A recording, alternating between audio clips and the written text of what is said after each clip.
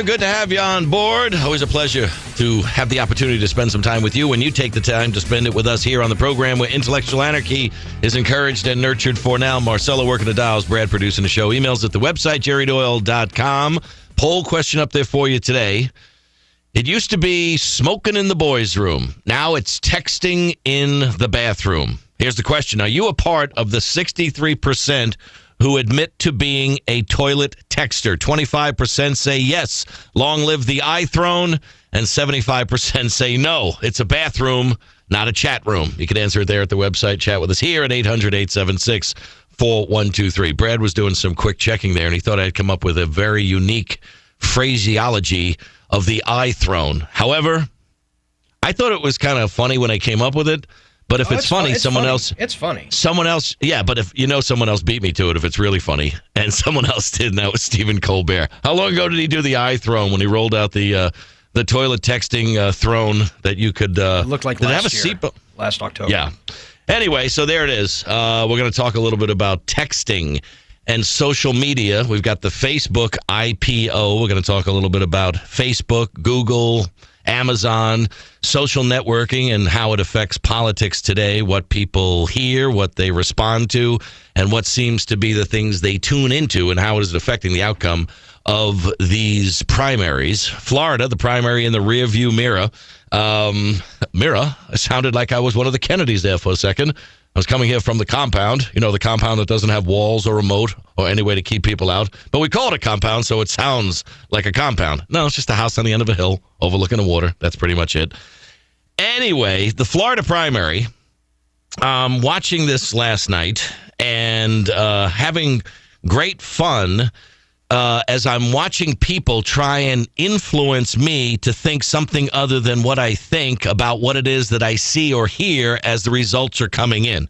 I got this tweeted to me and texted to me by the Newtmax, formerly known as Newsmax.com website.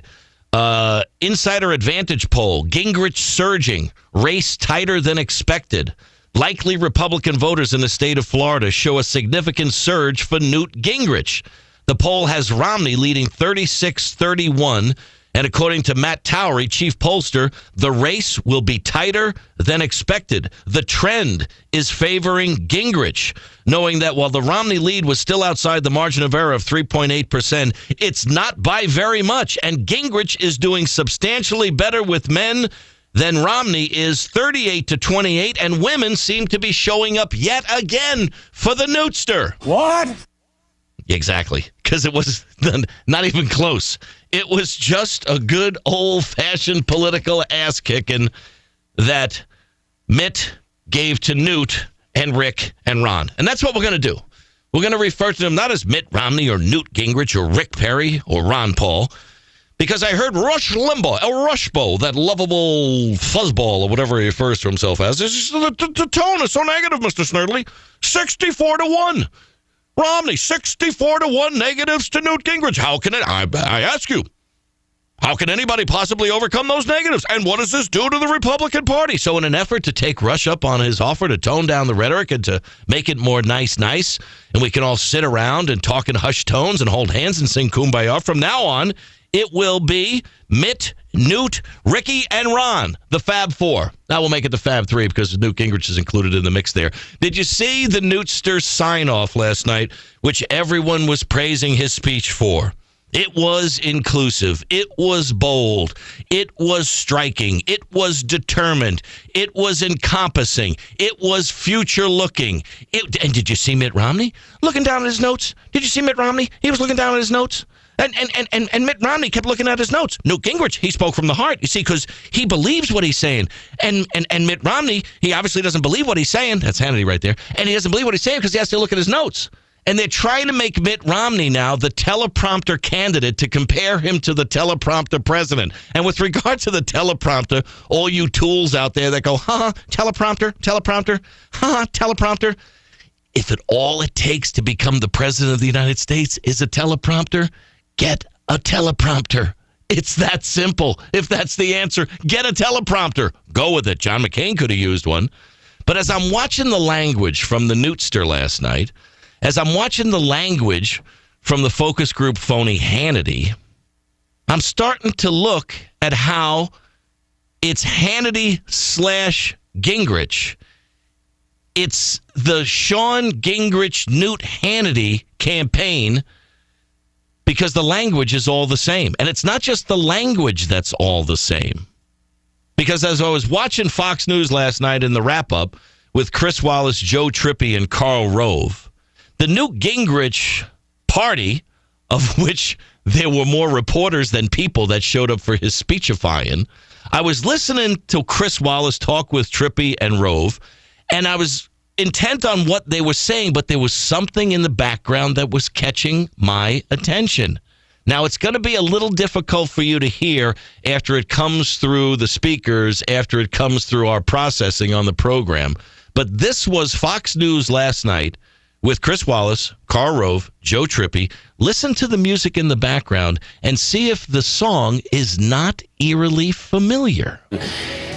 Just as a practical matter in politics, when you take a thumping like this, does the money begin to dry up?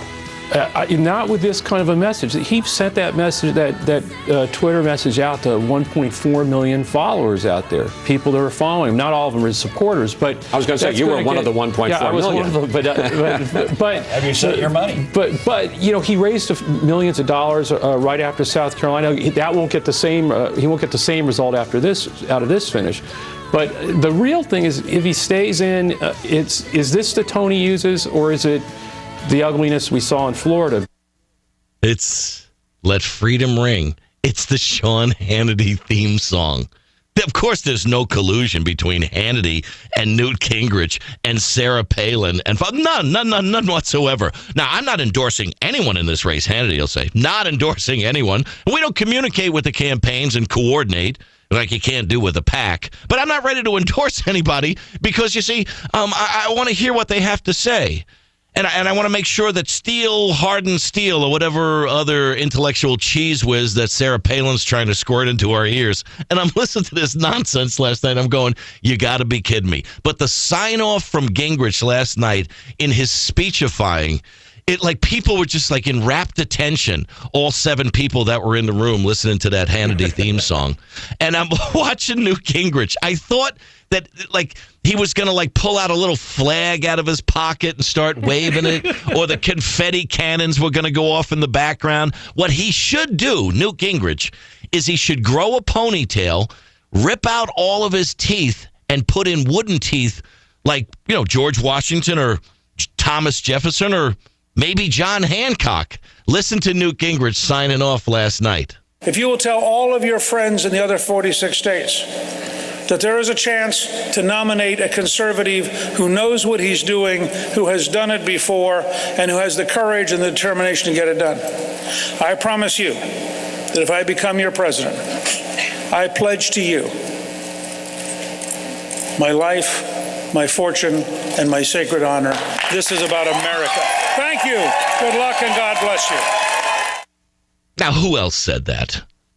John Hancock, Thomas Jefferson, Benjamin Franklin, John Adams, and all the signers of the Declaration of Independence. And now we can add Nudie's name to the end of that esteemed list of ponytailed, wooden teeth people who, at least back then, with a ponytail and wooden teeth, had some gray matter between their brains. But now the historian, the rewriting historian in residence, Newt Gingrich, is using the Declaration of Independence to spirit on his campaign. We mutually pledge to each other our lives, our fortunes, and our sacred honor. Well, there's a couple of those that I don't want. And I know the one that he's not going to give away. So in my book, he's 0 for 3. Newt Gingrich, what a fraud. Did you see the Newtster last night and the signs behind him? 46 to go, 46 more states to go.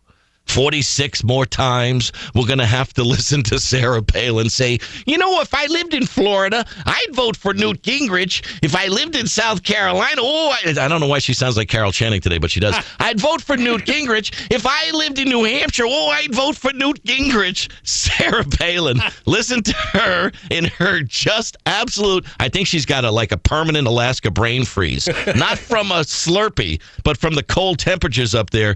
Here she is talking about darts and arrows and circles and arrows and pictures on the back of each negative ad. 46 more states of If I Live There, Sarah, coming our way. $17 million, spent in one state. That purchased a lot of darts and arrows that were flown in one direction, and then a lot of darts and arrows were flown back. And, a lot of that negativity sure didn't paint the party and the cause in very attractive colors. I think that hurts the electorate ultimately. It diminishes the energy that's needed to head into a general.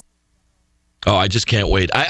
What we should do is just get her in a studio so we can just do one giant voiceover session.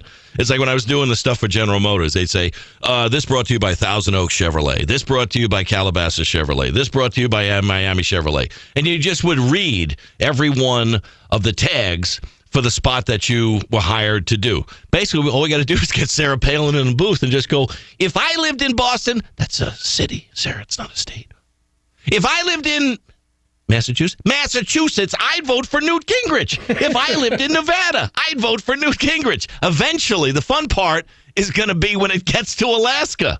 And she's going to have to say, I just moved out of Alaska, and if I lived in Alaska, I'd vote for Newt Gingrich. Jerry Doyle.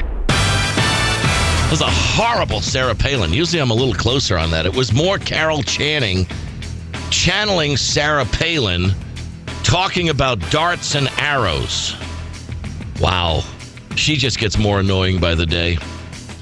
800-876-4123 is the number. Patrick Hurd's going to join us at the bottom of this hour, CEO of Planned Parenthood in Virginia. Apparently, the Susan G. Komen Foundation, which gives money to Planned Parenthood for breast cancer screening, has cut off all funding. The moral majority strikes again because Planned Parenthood uses that money for abortions, right? Wrong.